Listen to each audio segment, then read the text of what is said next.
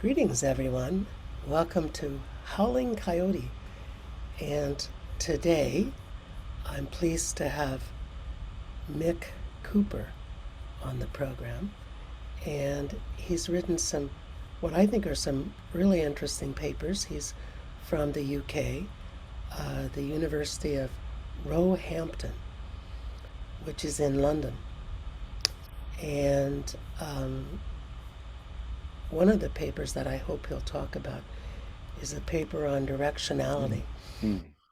And but he teaches in the counseling department there, the Department of Psychology. And with that, I will turn it over to him and ask him to further introduce himself.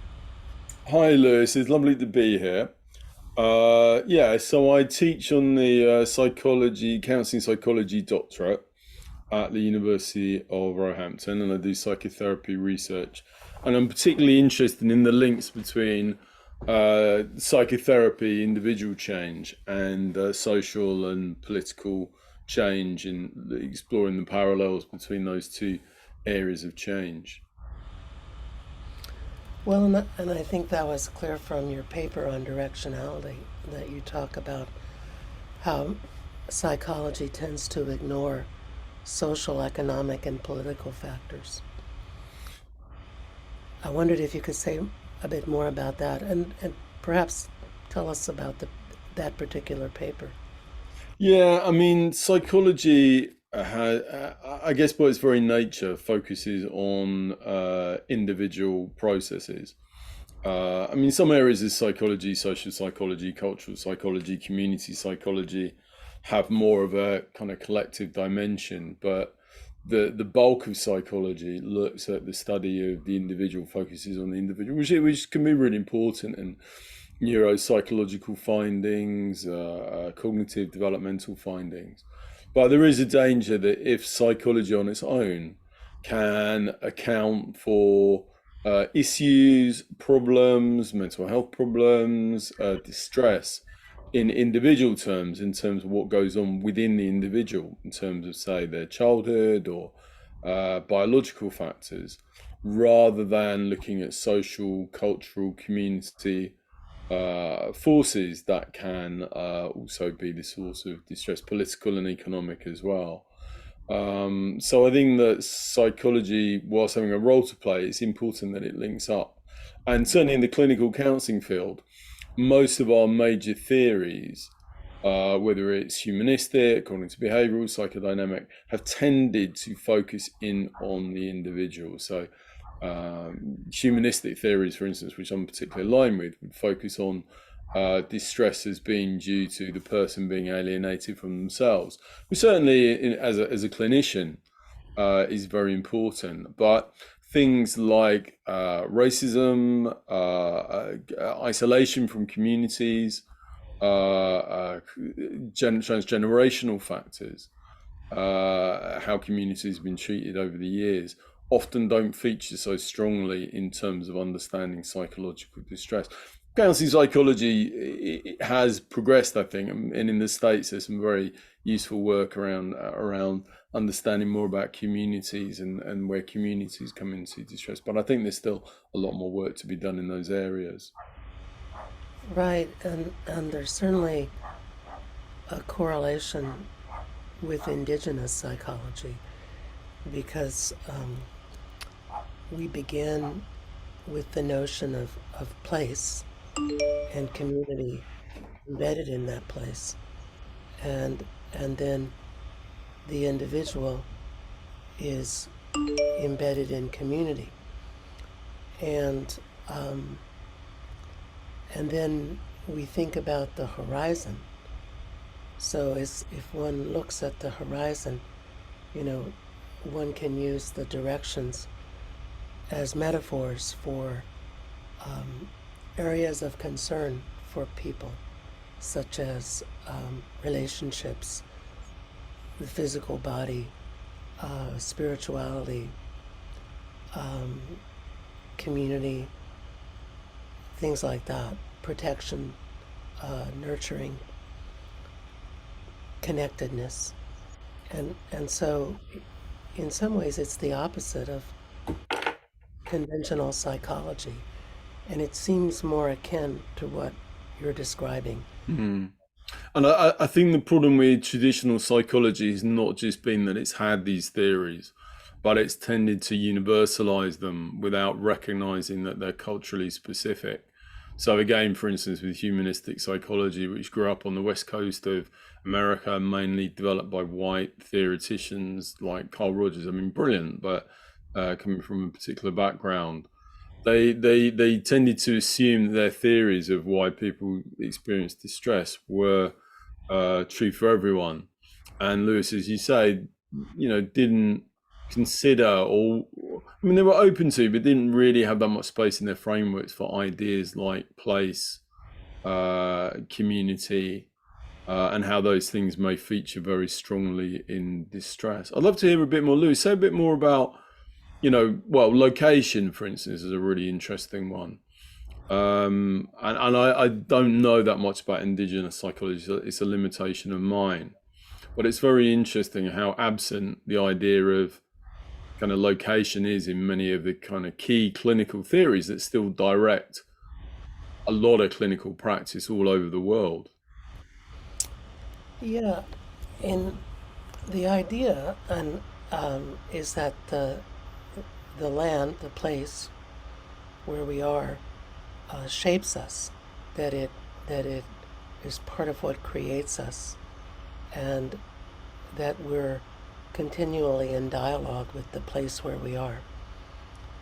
And I find that especially prominent in Maori psychology. I've had some Maori philosophers on the podcast, who have talked a lot about um, the effect of place on psychology. And also, there's a fellow named Burkhart, a Cherokee philosopher from the University of Oklahoma, who writes about the importance of place in thought. So he in the philosophy of mind, place has a key role, and I think that's different from much Eurocentric philosophies, in which Yeah. place is virtually absent. It's a Well, place is dead, really. I think that in most Eurocentric psychologies, that would be seen as kind of anthropomorphizing some inanimate object. And what it raises really is that most Eurocentric psychologies don't really see the person embedded within not just community and economic spheres, but also within the planet and within the land, as you say, within the land, within the environment. That they understand people as very disconnected from that. And those kind of psychologies don't don't feature. If I think about the trainings that we do, for instance, in the counseling psychology, clinical psychology field in the UK, I'd be pushed to think about a way in which those understandings are represented or part of the curriculum. And yet, as you say, if you look at Maori culture, but I guess an interesting question, I don't know what you think about this, Lewis, is whether these are issues for particular cultures or whether it is actually the case that for all of us, or for many of us, Western or non-Western, land and our connections to land is a key issue in our well-being. I'm sure it spreads out from into Western cultures as well, people from Western cultures as well, that it's a very important question about how we configure our relationship to land and what it means to us. So it's kind of absent, but there's an absence that means that we don't learn different understandings that can actually be very helpful for Western as well as or Euro-centered as well as non-Euro-centered peoples. It's interesting because I'm reading Edward Casey right now, who writes about the philosophy of place. And his perspective is that uh, contemporary philosophy has suffered from the absence of place in its theorizing. and and his rather thick book, which I'm slugging my way through, um, is all about how we need to bring place back into philosophy. And of course, psychology rests on philosophy, I think, because um, philosophy drives the way we see the world. And if we bring place back into philosophy, then perhaps it will filter into psychology. Mm. Well, it rests on philosophy, but it rests on a very Cartesian philosophy based on the idea that kind of psychological mental processes are different from the non-material world. So the non-material, sorry, very different from the material world. So the environment doesn't really have a place in it because it rests on that philosophy, and it doesn't question that. It doesn't look at that. It doesn't ask whether that is the kind of only way of seeing it. Do you think that in when people are experiencing distress, then that it is often very much related to their relationship, or presumably their dislocation from place, from home? How does it feature? I think that it plays.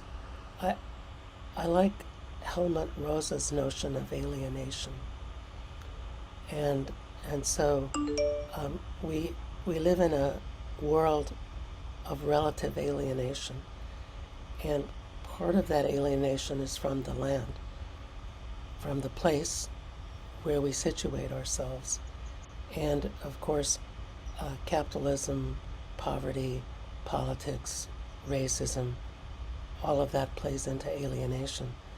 And so, um, to the extent that we're connected to where we are, to the place where we are, I think we feel less distress. That, you know, the more sense we have of the interconnectedness of everything around us, the more stable we feel because we know we're not alone. And an interesting thing, there was a study by a fellow named Christopher Lalonde from the University of Victoria in British Columbia, and he looked at suicide rates in indigenous communities. And he found that there was virtually no suicide attempts or completions in communities whose language was intact. And in communities whose language was not intact, the rates were 55 times greater No. than British Columbia average. And so there's something about the indigenous language of a place that gives you what you might call a directionality in relation to that place, that it grounds you in that place. And and um, when you feel that, when you experience that, then it's absurd to think of removing yourself from that place. That in a sense you can't remove yourself from that place because wherever you are, there you are. And I so I think, to come back to what you asked, that um, connection to place plays an incredible role in mental health. And you know, there were, I don't remember the reference, but I remember an article that was published on the psychological effects of planting 20 more trees on a city block. And those are things that we tend to ignore because they're invisible to us. And you know, there's that whole movement, the greening of cities, you know, the beehives in Copenhagen and the urban green spaces and the rooftop gardens in some cities. And I think it's a recognition of place, Mm. that we're here in this urban place and we can transform it. We can, we're in relationship to it. So why not transform it? Do you see that, Lewis, when you were talking about connection to place and maybe alienation from or estrangement from our homes. Do you see that as transgenerational? Do you see that as something that is not just about the individual, but is about communities and nations and the kind of location of peoples within place, and maybe what happens then when, say, with the uh, with something like slavery, with something like that, that has repercussions for generations and generations because of the kind of exile from home. I do, and um, that's certainly an extreme relocation is to take slaves and move them to where you want to use them. A terrible exile from home, but but sort of modern day capitalism supports relocation. That that I'll give you an interesting example from the public health literature. There was a community in eastern Pennsylvania, an Italian American community, and people did all of the things that epidemiologists would say are bad for us. They smoked, they were overweight, they ate too much sugar, they, had too high, their cholesterols were too high, and they had virtually no heart disease or strokes. And what happened in this community, over time, the children began to move away. So once the children were gone and the grandchildren were gone, then the heart disease and the strokes appeared. And so when everyone knew their place, when everyone was in their place, then these risk factors were not risk factors. When everyone left their place and relocated, migrated, lost their place, then the risk factors emerged as prominent. And so to me that's sort of an example of place in a physical, psychological, spiritual, nutritional sense, familial, that when they lost that sense of belonging, like we belong to this place, and the place included, you know, their diet, their church, which was of course Catholic, their reinvented neo-Italian culture, their extended families, all of those things. And when that was gone, their health disappeared. It reminds me of the finding that having close, intimate relationships is one of the best predictors of health and well-being, and more than, in fact, things like smoking it's a better predictor of mortality rates. That having good, close people around you that you can talk to is so important in terms of physical health. Again, it comes back to kind of the need. Well, I guess the need to belong and to feel grounded and to have a sense of safety and security within our lives. And what happens when we're alienated, and as you say, capitalism tends to skate over that people are movable and transitional and can go from place to place, which I guess to some extent they can. I mean, that is another side, the kind of experiment, the growth, the development, the learning, the exploration can be really valuable as well. But I guess it doesn't also take into account that need for that deeper more sustained, more lasting connection that can't easily be converted into kind of money or finances or some exchange currency. Its roots is like the roots of a tree, isn't it? I mean, it's an old metaphor, corny metaphor, but it's like the roots of the tree. You pick it up and put it somewhere else, and it can really struggle.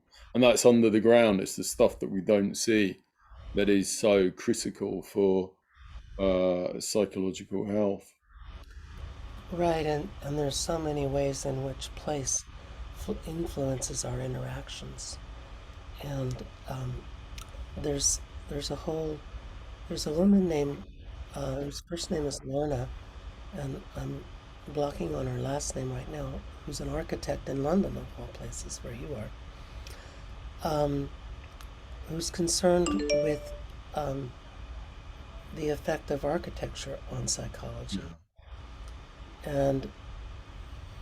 and it involves um, the way we structure our environments to be more or less conducive to interaction and to engagement with each other, to meeting with each other. And so in one of our challenges here, so we have these structures that the Indian Health Service gave us, and they're what the Indian Health Service thought was appropriate for clinical care. So they're long hallways with small rooms on either side, and no large gathering places. And what we want to create instead, we and what people have created in Canada, in Thunder Bay, Ontario, and in Winnipeg, Manitoba, are clinical spaces with large central open spaces, and where people can gather. So instead of having waiting rooms, we want to have gathering rooms. Mm-hmm.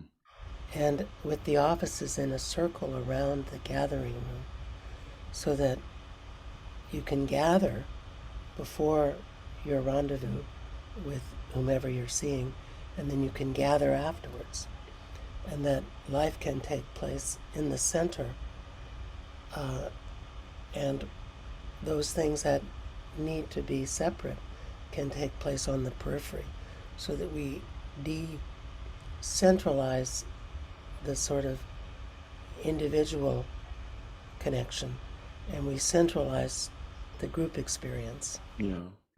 And And it sounds like, Lewis, that that's an expression of maybe a cultural heritage, a cultural world directionality. You know, the work that I've done on directionality, this idea of directionality, what I like about it is that it's a term that kind of transcends different levels. So you can talk about the directions of a community, you can talk about the directions of an individual, you can talk about the directions of part of us, and of course those directions can be kind of conscious and out there, but they can also be very unconscious and deep. And when you talk about this kind of recreation of those community spaces, it makes me think of the kind of deep unconscious directions within us that are collective level that express themselves in the same way that the kind of a seed, a plant, a seed kind of comes out, expresses itself in a particular format, because we are at all these different levels kind of trying to find ways of moving forward and express what is deep within us, really, but not just individually, but also collectively, nationally, across many different levels. As a world, as a planet, we have kind of unfolding directions. right, and you remind me, when I was in training, my psychoanalytic teachers would have uh, they would have people coming in one door and leaving through another door, so no one would ever meet anyone coming or going. And and it's really incredibly opposite to what I imagined, you know, is the healthy way to be. And of course, that could be cultural. Probably, very well is. It very well is, and it's based on a very Western individualistic model. You know, in the UK, there's a very kind of classical psychoanalytic approach, which is very much about this idea of a kind of a quite formal, that the psychoanalyst doesn't say much, that they're quite kind of cold, clinical. In that psychoanalytic world, that is considered neutral. You know, there's this idea that that's a kind of neutral way of being. It's just the kind of default. But of course, it's not neutral at all. It's an expression of a particular, maybe British, maybe upper class cultural set of values. That then not only that, but it's not only expressing those values, but the kind of values themselves are hidden. It's not seen. It's universalized. When, as you say, in different cultures, I mean, my own tradition, my own culture, being Jewish, is, you know, there's a very different world and a very different, you know, that kind of detachment is not an expression of cultural wellness. And actually, it's interesting that although Freud, you know, who's obviously Jewish, prescribed that kind of so-called neutrality, when you look at reports of his interactions with patients, it was much more warm and flexible than that kind of cold, as you say, that very kind of separated. And there is a kind of cultural imperialism there, and there is a cultural imperialism in psychology. I think often that you know, is being challenged, but it does often kind of rear itself. And that, you know, there's nothing wrong with these. I think with that kind of maybe more English upper class way of seeing therapy, there's nothing wrong with it per se. There's nothing wrong with patients coming in one door and going out another door. But I think what becomes problematic is when it comes to dominate. And then what becomes even more problematic is when that domination is hidden and it becomes a kind of, you know, a kind of false consciousness. It becomes a kind of implicit value that is not presented as a value, that is presented as just being the way things are, the kind of right way, you know, so that you get to a point where somebody who questions that and says, well, is it so terrible that clients meet each other or see each other, becomes pathologized for raising something which is actually quite a natural way for some cultures. So I think we have a lot to do in psychology, really, to kind of look at those cultural assumptions. And of course, it's not about saying it's wrong. It's about recognizing what those assumptions are. Right, right. And what purposes those assumptions serve? Because I think we forget that the cultural assumptions are in service to a certain um, mode of being, and some of it is more serving, say, to capitalism than others. And I'm I'm confess to being a bit critical of neoliberal capitalism, since I think it's brought us slavery and global warming, um, among other things. But um, I suppose I suppose that could lead us back into talking about directionality, because I was hoping you would say a little bit more about that. I read that you you wrote about 6 key characteristics of directionality, and I wondered. It's new to me, that the term. I understand intentionality, but directionality as a term is new to me, and I wondered if you could talk a little. Yeah, Yeah. say a bit about it. It was really a way of, when I working with colleagues, trying to. I mean, my background's in existential and humanistic psychologies, which really start from the person and start with quite a positive view of the person, and reject more maybe mechanistic ways of understanding people. Like, a lot of psychology, as well as being quite individualistic, is mechanistic in the sense of understanding people in terms of this cause happens and then that causes that. Um, and existential and humanistic therapies have questioned that, really, and challenged that, and try and view the person in a more active, agentic sense, to understand people's kind of moving forward. So I think the concept of directionality is less of a new concept, and it's more a term that with colleagues of mine like Hannah Rodley, we kind of fell upon really as a way of trying to articulate something of what that human quality is that we can talk about, that allows us to talk about people in a way that's not mechanistic, that's not objectified. So directionality is that it's the idea of the person not being a passive sponge, not being machine-like. It's that moving forwardness, the idea that we are intentional, as you say, the idea that we're agentic. Another kind of key quality which R.D. Laing, the British, Scottish psychiatrist, talks about is this idea of intelligibility, that when we understand people as moving forward and meeting their circumstances rather than just being imposed on, we have this idea that people are always kind of doing their best, that there's a reason why people do the things they do, which is obviously really there at the heart of any therapy. That we don't necessarily always do the best, but that we are trying, that a client, even if, for instance, they're cutting themselves off from relationships, even if they're doing things that are destructive to them, that there's a reason, there's a meaning, there's an intention behind it.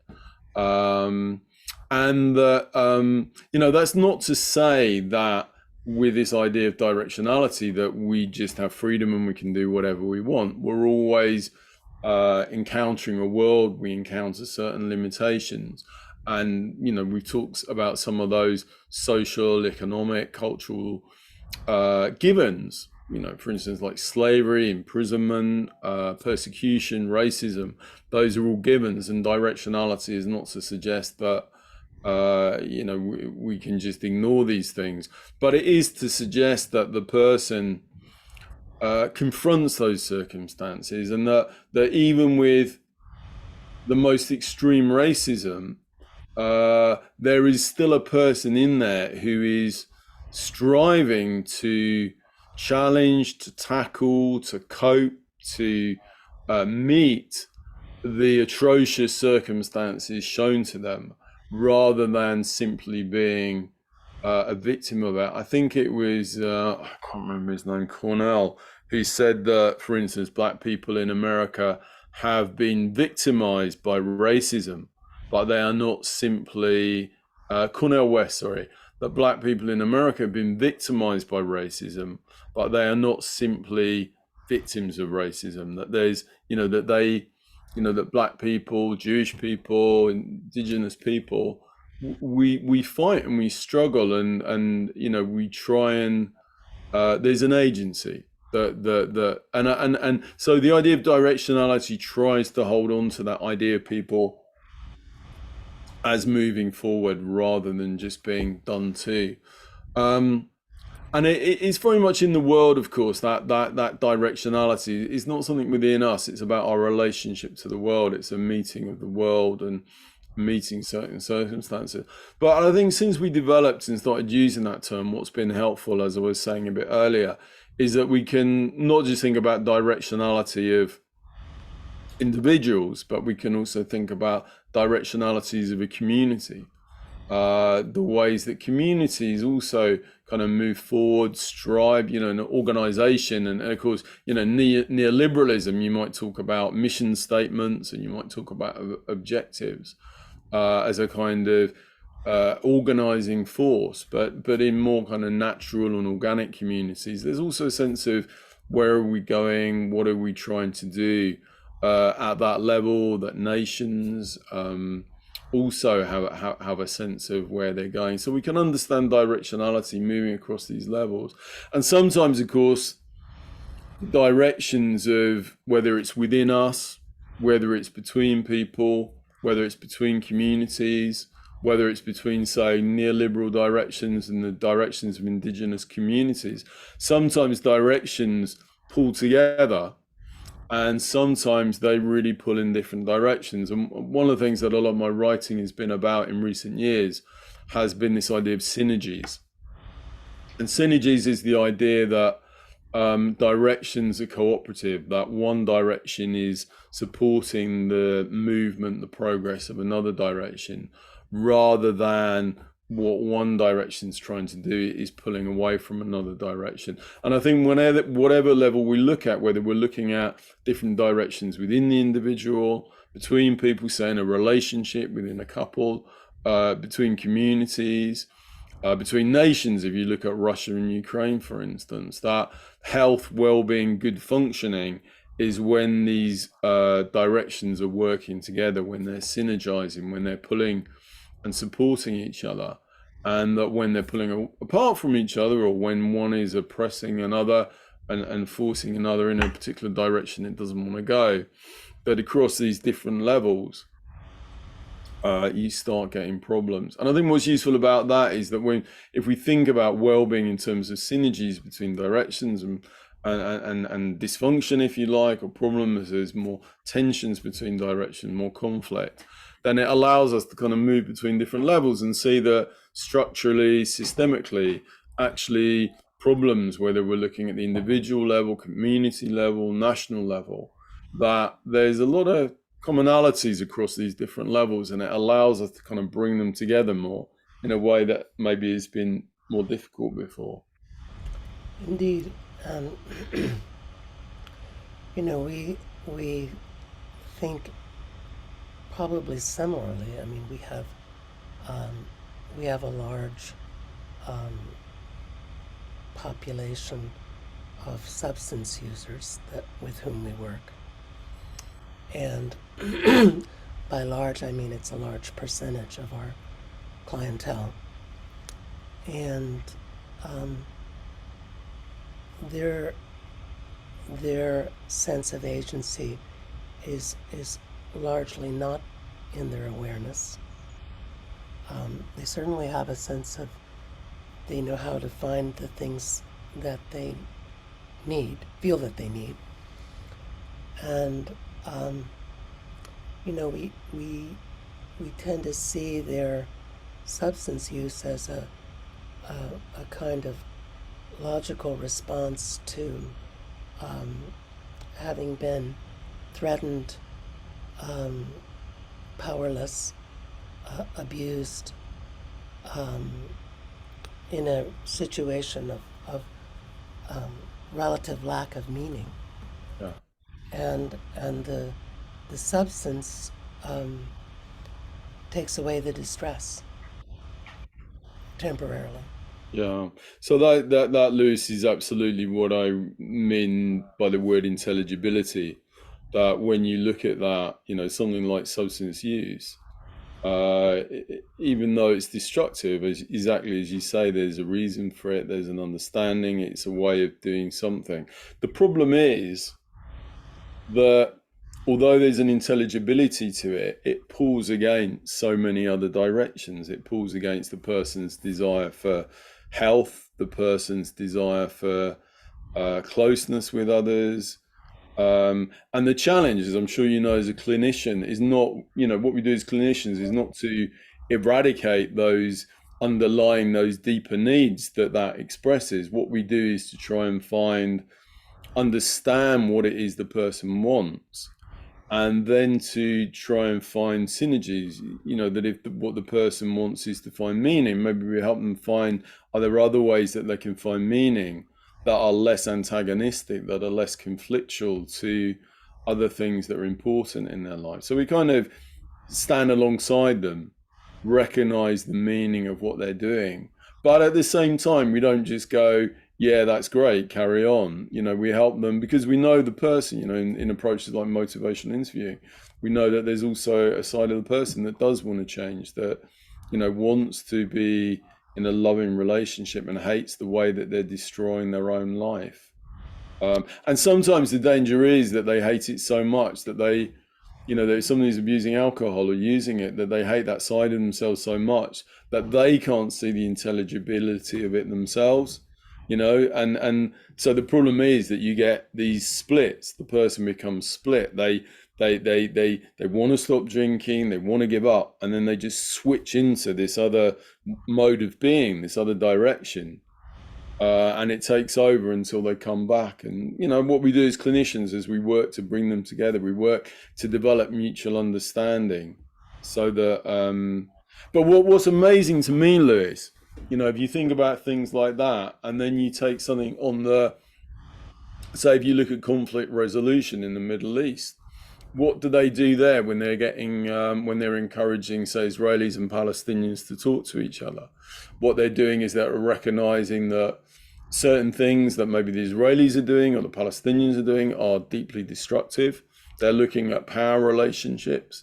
They're helping people to understand what the underlying deeper needs are, on the basis that any set of deeper needs are ultimately valuable and intelligible, that nobody's really doing things to destroy other people per se. And then they get people talking until that they can find more synergetic solutions, until they can find ways of where one person can get more of what they want, community can get more of what they want, and so can the others.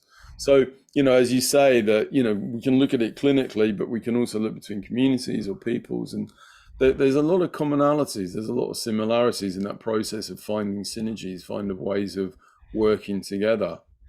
Another one, is, we look at capitalism. I mean, like you, I'm very critical of kind of neoliberalism, capitalism, what it does, but I think it's important to understand the intelligibility behind it, not just to kind of see it as some evil force, however destructive it might be. And I absolutely think it's incredibly destructive on many levels, but also to understand, say, the promise that it offers people, the bright flashing lights and possibilities that people see in it, and to understand how it, where that kind of deep attraction is for that kind of world, and then to look at, how we can maybe find ways of helping people realize those needs, those deep needs that they get through, say, neoliberalism, through capitalism, in a way that is less destructive for the planet. Because it's a bit like, if you take the example of alcohol, it's intelligible, but it's also going to destroy the person in many cases. Neoliberalism is intelligible, but as you were saying earlier, it's going to destroy our planet. It is going to destroy our planet. It's just not sustainable. Now, that doesn't mean that it's not intelligible, but it's also it's not functional. We do need a different system. But I don't think we can just get a different system by seeing neoliberalism as something bad, something that needs to be expelled, something rejected. I think we need to understand deeply what it is that makes it so attractive. And I think that's not, maybe, I don't know, Lewis, maybe we'll differ here, I'm not sure. I think for me, there's one perspective, which is to say that neoliberalism proliferates because of those people, the elite, who benefit from it, and that they impose it on others. I mean, that's, say, if you look at things like the Frankfurt School, that's their kind of analysis. I think, if you hold that position of intelligibility, actually there's something that many people see in it, or believe that they'll get out of it, that it's not just a kind of conspiracy, that there is something attractive that we have to take on board. That I think to see it as the implementation of a powerful elite kind of distances it in a way that whilst there may be some truth in that, I'm also not sure it's ultimately going to be the most helpful. But maybe we disagree on that one. No, actually, I agree with you, because I think it's the only way to explain how it is that people who will only be hurt by Donald Trump being in power still are his supporters. Yeah. For example, the coal miners of Kentucky, and during his administration, he dismantled all the education programs that were giving them skills to find work, given that the coal mines were closed. And his response was, well, we're going to reopen the coal mines. And the people that owned the coal mines said, well, we don't think so, because it's not profitable to mine for coal in Kentucky. So we're not going to reopen the coal mines. And so but that didn't change the support for him from those people. So what do you think people see in him why do you think people believe, why do you think, what do you think he fulfilled in people or promised to fulfill? Safety, security, Yeah, and the promise of identity? mhm, the promise of a better room in the hotel for them. The better room being a metaphor for the promise of a better life, which, if one unpacks it, is not going to happen for most of those people under a Trump regime. But they think it will, and I mean, I think it's the case in most totalitarian regimes that you need an enemy. You need someone to blame, um, whether it's um, migrant farm workers or Jewish people or Kurdish people.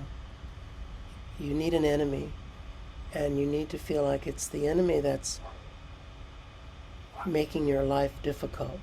And if only we got rid of the enemy, your life would be good. Only that's not going to happen. But it takes a more sophisticated level of understanding and analysis to get that. And one of the things that interests me is persuasion theory, because I'm always trying to persuade people to do something different. You know, I'm I'm I'm trying to persuade people to think that they have some agency and they could do something besides heroin to reduce their distress. And so I try to persuade people to do a little pranayama breathing, which is very difficult. Or I try to persuade them to do a few minutes of yoga during the day. Um, and it's very hard to persuade people to do anything. And and um, you know, I, sort of, I know we're getting close to the end, but I wanted to mention that we fall back on William Powers too. And we have a colleague, Tim Carey, who Mm. wrote a book, The Method of Levels. No, he's wonderful, Tim.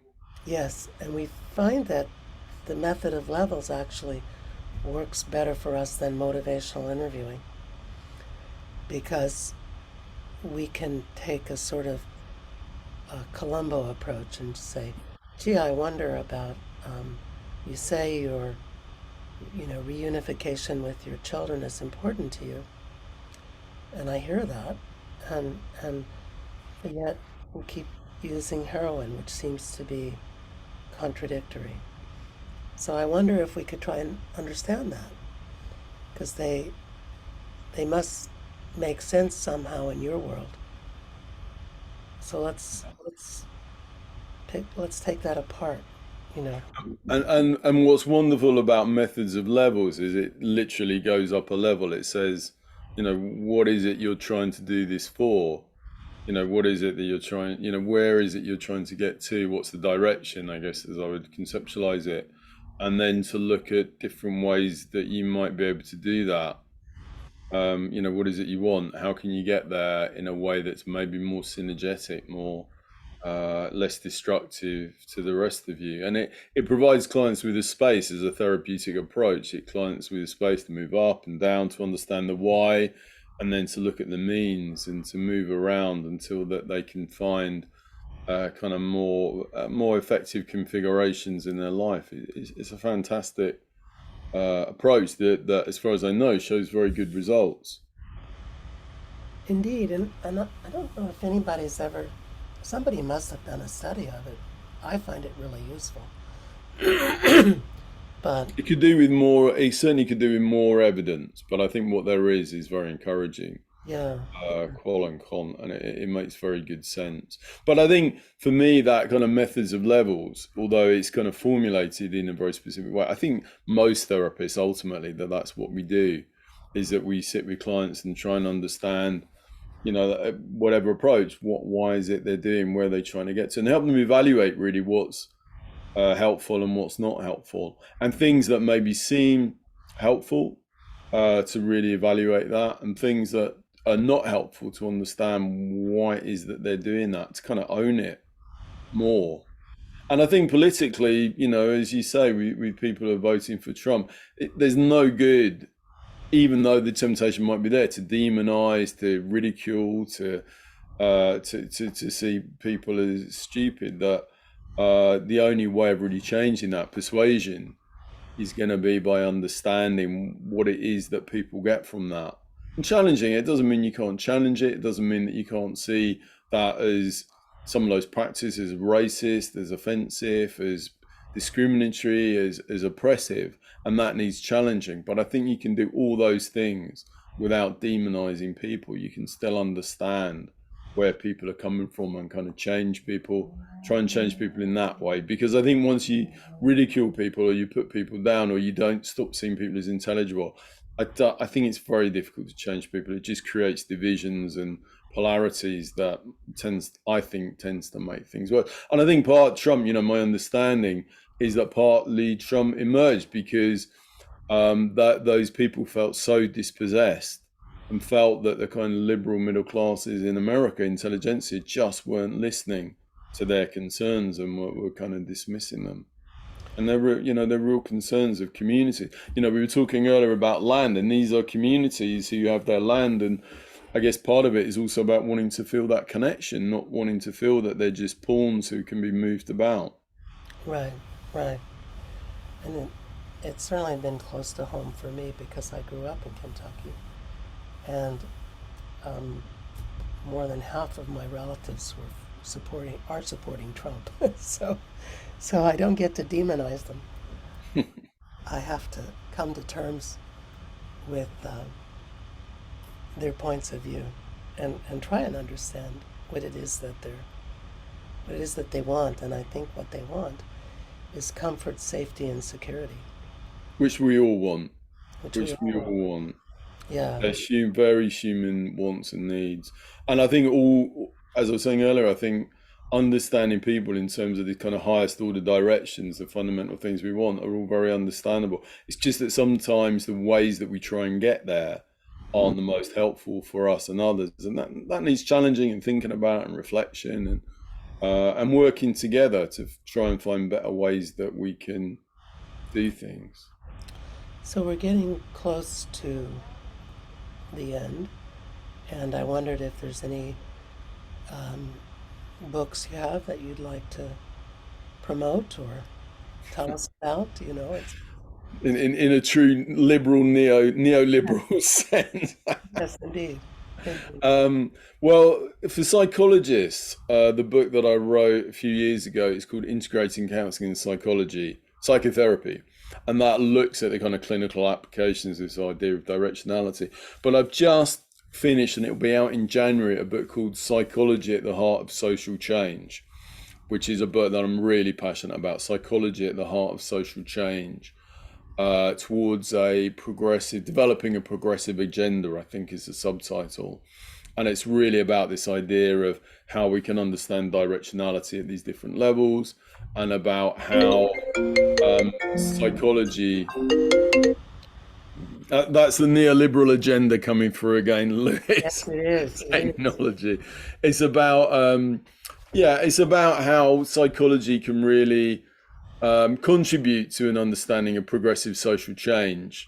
We talked about the other side, that of course social change ideas can really contribute to psychology. That's so important. But the book is more about what can psychology and kind of the ideas that we've been discussing contribute to a progressive agenda, that along the lines of people like Rabbi Michael Lerner, that is a very human, a deeply human, caring, political perspective, but that is also active and challenges but also understands people. So if people are interested, then do look out for that in January. Very good. That sounds exciting. I think that, Really exciting. yeah, that would be a book that I would like to read for sure. Thanks, Liz. And it's been lovely talking to you. It's been really nice dialoguing, and I've learnt a lot listening to you. Lots to take away for myself to think about. Oh, good. Well, thank you for being on the show, and I'm going to stop the recording now.